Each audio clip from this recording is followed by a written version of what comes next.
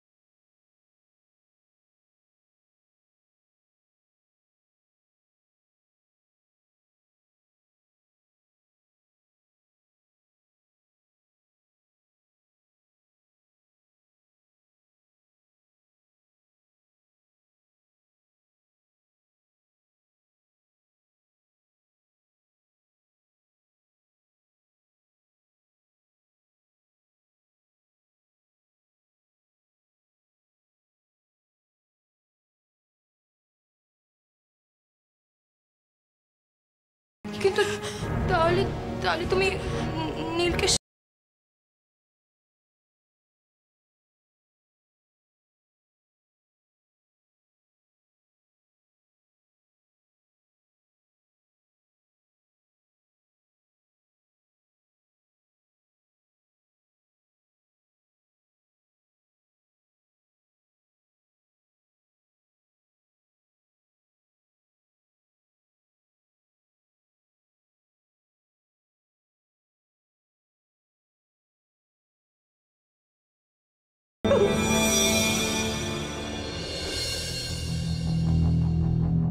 হ্যাঁ, এক plate mixed chowmein, হ্যাঁ, আর একটা সেজওয়ান চিকেন।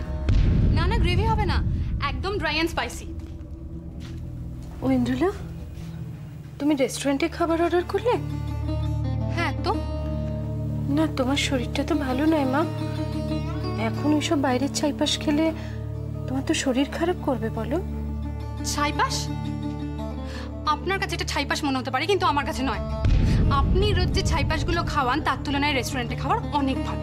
আমি তোমাকে খেতে বারণ করছি না ঐন্দ্রিলা, আমি বলছি শরীরটা সেরে গেলে খেও।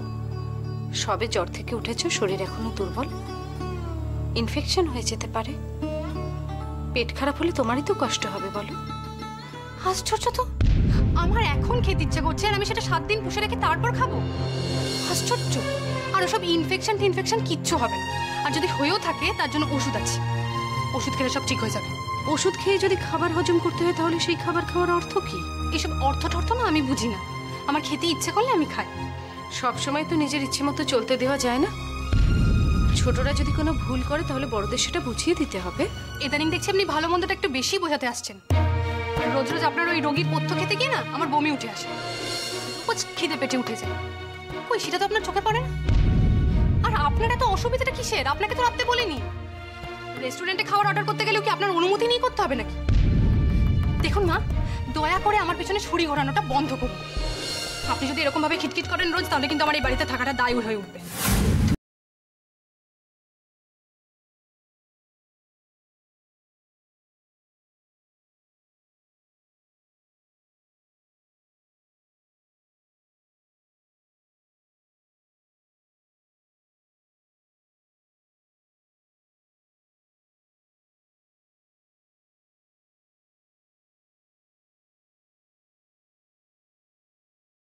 আমি আমার একটা পছন্দের ডিশ খাওয়ার জন্য রেস্টুরেন্টে অর্ডার করেছি, সেটাতে এমন কি মহাভারত অশুদ্ধ হয়ে গেল। সত্যি মা, অঞ্জিলা তোর বাচ্চা মেয়ে নয়, তুমি ওকে ওর মতো থাকতে দাও না।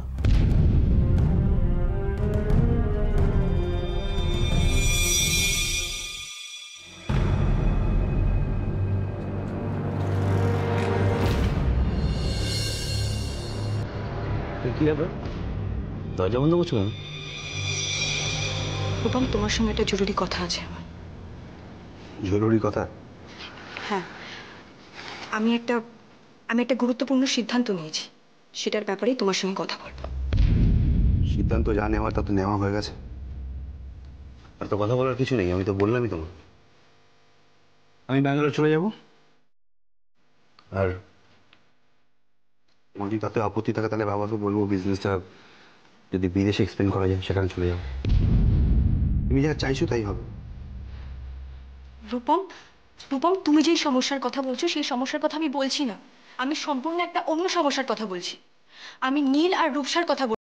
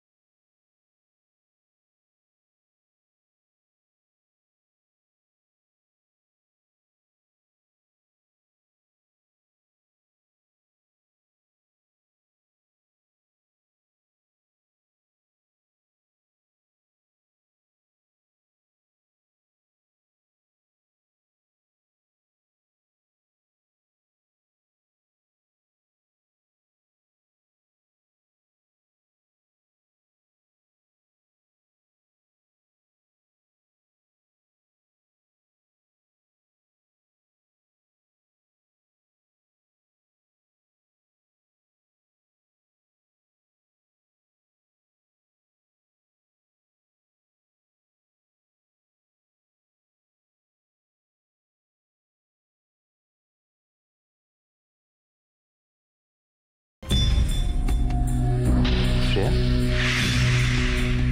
তার মানে তুমি সবটা জেনেও আমাকে কিছু বলোনি কেন? শ্রেয়া প্লিজ চুপ করে থেকো না, আমার কথার উত্তর দাও।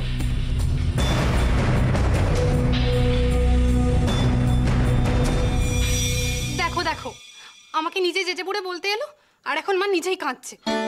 না ইন্দ্রিলা, ভুল আমার। তুমি কি খাবে না খাবে সে নিয়ে আমি মন্তব্য করার কে বলো, তাই না? আমি তোমার কোনো অসুবিধে করতে চাই না, বিশ্বাস করো। কেন করবো আমি তোমার অসুবিধা? আমি থাকতেই চাই না এখানে, আর আমি তো চলেও গিয়েছিলাম। বলো কি করব, বাধ্য হয়ে ফিরে এসেছি। আমার ঝিমলি প্রমিতটা তো কোনো দোষ করেনি, ওদের ছেড়ে কোথায় যাব আমাকে বলো।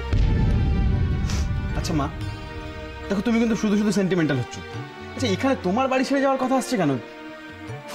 রোজ রোজ আমার আর এই অশান্তি ভালো লাগছে না। আমি তো বুঝতে পারছি ঐন্দ্রলার আমার জন্য অসুবিধা হচ্ছে, কিন্তু আমার হাত পা তো বাঁধা, বল। আমি তো চাইলেই চলে যেতে পারি না। কি বলতে চাইছেন আপনি মা? তাহলে কি আমি আর প্রবাল এই বাড়ি ছেড়ে চলে যাব? শোনো ঐন্দ্রলা, কোনো মা চায় না তার সন্তান বাড়ি ছেড়ে চলে যাবে, কিন্তু মায়ের জন্য সন্তানের যখন অসুবিধে হয় তখন মা বুকে পাথরও রাখতে পারে। তোমার বাবা তোমার সুবিধে হবে বলে এত জিনিসপত্র তোমাকে এনে দিলেন, তারপরেও তুমি সুবিধে পাচ্ছ না, তোমার অসুবিধে হচ্ছে। তার মানে অসুবিধার কারণটা আমি তোমাদের অশান্তির কারণ হতে চাই না সোনা, বিশ্বাস করো। প্রবাল, তুই চাইলে তোর বউকে নিয়ে সংসার পাততে পারিস আলাদা। রোজের এই অশান্তি আমার আর ভালো লাগছে না। ও, তার মানে এই অশান্তিগুলো ক্রিয়েটেড, আর আমাদেরকে তাড়াবার জন্যই আপনি এসব সিন ক্রিয়েট করছেন। আমাদের কি বা প্রয়োজন এই সংসারে? অবশ্য সেটাই তো স্বাভাবিক।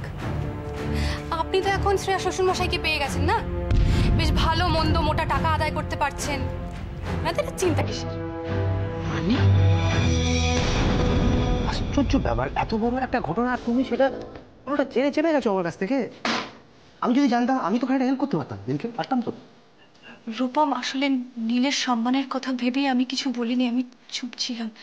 ও আমাকে সরাসরি কিছু বলেনি, আমি রূপসার কাছ থেকে সবকিছু জানতে পেরেছি। তো নীল কি ভাবছে এটা কি, মানে নতুন কোনো ব্যবসা শুরু করার কথা ভাবছে কিছু? ব্যবসা শুরু করার ইচ্ছে থাকলেও উপায় কোথায় রূপম?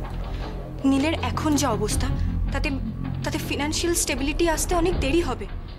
আর আর ব্যবসা করে টাকা ইনকাম করতে অনেক সময় লাগবে, আর আমার মনে হয় না সেই সময়টুকু ও দিতে পারবে। সেই যদি কিছু টাকা দরকার হয়, ইনিশিয়ালি আমাদের কোম্পানি থেকে টাকা কিছু দেওয়া যেতে পারে। রূপম, ব্যাপারটা আমাদের দুজনের মধ্যে থাকলেই ভালো হয় না? মানে বাবা মায়ের কানে তুললে ওরা তো শুধু শুধু টেনশন করবেন। ন্যাচারালি। কিন্তু নীলকে যদি টাকা দিতে হয় তাহলে কিন্তু বাবাকে না জানিয়ে কাজটা কখনোই করা যাবে না। আর এভাবে কতদিন লুকিয়ে রাখা সম্ভব বলো তো? বাবা আমাকে একদিন না একদিন জানাতেই হবে। ওরা এতদিন এখানে আছে, ওদের মধ্যে কোনো একটা সমস্যা যে হচ্ছে এরকম একটা সন্দেহ কিন্তু বাবা মা দুজনেই করছে, আমি জানি। এটা তুমি অ্যাবসার্ট কথা বলছো, এভাবে না কোনো কিছু করা সম্ভব নয়, কোনো প্রবলেম এভাবে সলভ হয় না। আর এত ঢাকঢাক গুড়গুড়ে দরকারটা কি আছে? একটা বিজনেসম্যান, তার লাইফে তো একটু ওঠানামা এ তো থাকবেই, থাকে, সবার থাকে। রূপম, আমি বলছিলাম যে নীলকে ব্যবসার জন্য টাকা না দিয়ে ওর যদি একটা চাকরির ব্যবস্থা করতে পারো, তাহলে তো এত সমস্যা আসবে না। চাকরি? নীল চাকরি তো ঐন্দ্রিলা, তুমি একটু ভেবে কথা বলো। তোমার মুখে যেটা আসছে তুমি সেটাই তো বলে যাচ্ছ। তুমি এটা ভুলে যেও না যে আমার ধৈর্যের একটা সীমা আছে। সত্যি কথা বলে গায়ে তো লাগবেই। আর আমি তো কিছু ভুল বলিনি। আমার মমের দেওয়া জিনিসগুলো আপনারা নাটক করে ফিরিয়ে দিলেন, তারপর বাবা ক্যাশ টাকা দিয়ে এতগুলো জিনিস কিনে নিয়ে এলেন। টাকা কি ভেসে আসে নাকি? তোমার জিনিসগুলো নিয়ে দরকার। বাবা কোত্থেকে কিনে আনলেন, কিভাবে টাকা পেলেন, সেটা নিয়ে তো তোমার কোনো দরকার নেই। আপনি এখন এই কথাগুলো তো বলবেনই, নাহলে তো কেঁচো করতে গিয়ে সাপ বেরিয়ে আসবে, তাই না? খবর কিন্তু চাপা থাকে না মা। আপনি আর বাবা যে নাকে কান্নাকে দিয়ে রুদ্র আঙ্কেলের কাছ থেকে এতগুলো টাকা আদায় করেছেন সেটা কিন্তু আর জানতে কারোর বাকি নেই। ঐন্দ্রিলা, তুমি তোমার শ্বশুরমশাইকে কতটুকু চেনো যে না জেনে তার সম্বন্ধে এতগুলো কথা বলছো তুমি? ঐন্দ্রিলা, কি শুরু করলে বলো তো তোমরা? আমি তো কিছু শুরু করিনি, শুরু করেছে তোমার মা। থামতে হলে তোমার মাকে থামতে বলো। মা প্লিজ, অনেক হয়েছে, বা থামো। মোটেই না। তোমার দেবতুল্য বাবাকে কেউ যা খুশি তাই বলে যাবে আর আমি মুখ বুঝে সহ্য করে নেবো, সেটা তো কখনো হতে পারে না। ঐন্দ্রিলা, তুমি একটা কথা কান খুলে শুনে রাখো। আজকে তোমাদের রুদ্র আঙ্কেল মানে শ্রেয়ার শ্বশুরমশাই তোমার বাবাকে যে টাকা পয়সা দিয়েছেন না, এমনি না। তোমার বাবা হলেন ওনার বিজনেস পার্টনার, আর সেটা তোমার বাবাকে মুখ দেখে উনি করেন। তোমার বাবার কাছে মসলিনের একটা ফর্মুলা আছে যার দাম বাজারে কোটি কোটি টাকা। এই যে বাংলার লুপ্তপ্রায় শিল্প, এটা নিয়ে এই যে ফর্মুলা তোমার বাবা নিজের মাথা খাটিয়ে বার করেছেন, বুঝেছো? আর সেই জন্য রুদ্রবাবু ওনাকে ওনার পার্টনার করেছে, শুধুমাত্র তোমার বাবার মুখ দেখে নয়, আর ভালো মানুষের জন্য নয়। তোমার বাবা একজন গুণী মানুষ আর উনিও একজন গুণী মানুষ, একজন অপরের গুণের কদর করতে জানেন, তাই। আচ্ছা, এটাই তাহলে সেই মসলিনের গল্প। মম তো এটার ব্যাপারে খোঁজ খবর করছিল, তাই না? মমের কানে তাহলে খবরটা তুলতে হচ্ছে। কারোর সম্বন্ধে কিছু বলার আগে ভেবে দেখবে তার সম্বন্ধে মন্তব্য করার যোগ্যতা তোমার আছে কিনা।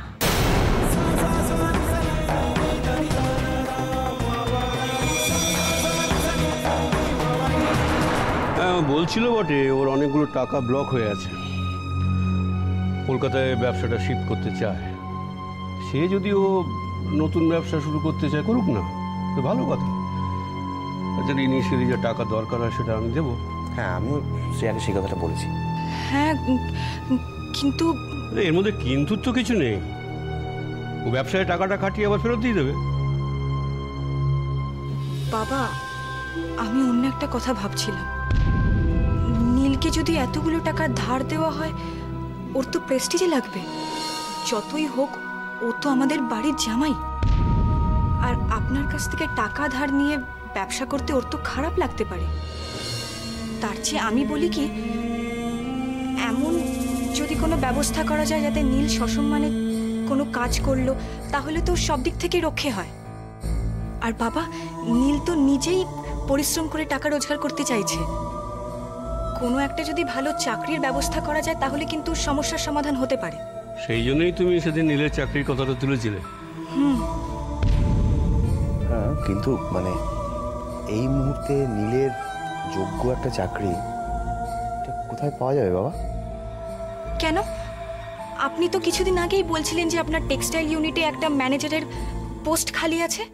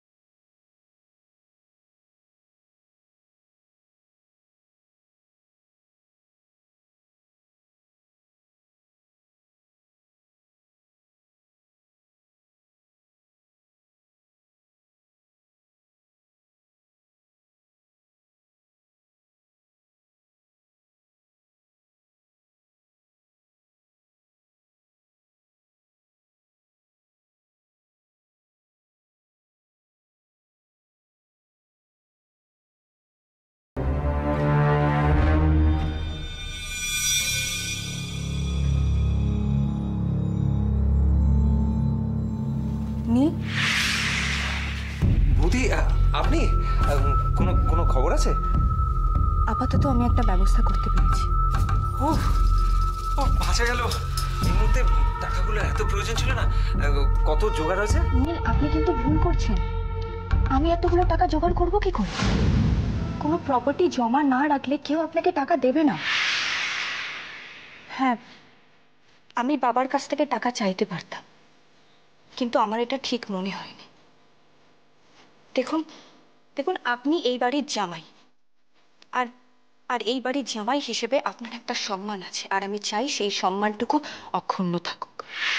কিন্তু কিন্তু বৌদি, বৌদি, নীল নীল এত টাকা কোথা থেকে দেবে? আর আর এত টাকা এইটুকু কম সময়ের মধ্যে কি করে জোগাড় করবে ও? টাকা জোগাড় করা তো মুখের কথা নয় রূপসা। টাকা জোগাড় করার জন্য অনেক পরিশ্রম করতে হয়, অনেক। আর আমি জানি নীল সেটা পারবে। শুধু কয়েকটা দিনের কঠোর পরিশ্রম, ব্যাস, তারপরে নীল সব টাকা জোগাড় করে ফেলবে। বৌদি, আপনি কি বলতে চাইছেন সেটা একটু পরিষ্কার করে বলবেন? আমি তো চাষি নই, আর আমার নিজস্ব কোনো জমি নেই যে হাল চাষ করে সেটাকে তুলে আনবো। আমি তো আপনাকে হাল চাষ করার কথা বলছি না, অন্তত একটা চাকরি তো করতে পারবেন আপনি। চাকরি? আমি চাকরি করব? হ্যাঁ, আপনি। বাবার যে টেক্সটাইল ইউনিটটা আছে ওখানে একটা ভালো পোস্ট খালি আছে। আমি বাবাকে বলে দিয়েছি, বাবা মেনে গেছে। বৌদি, তার মানে বাবা সব জানে? না রূপসা, আমি বাবাকে সেরকম কিছুই বলিনি। তুমি প্লিজ এত চিন্তা করো না। ইম্পসিবল! আমি চাকরি করব, আবার ওখানে? আপনি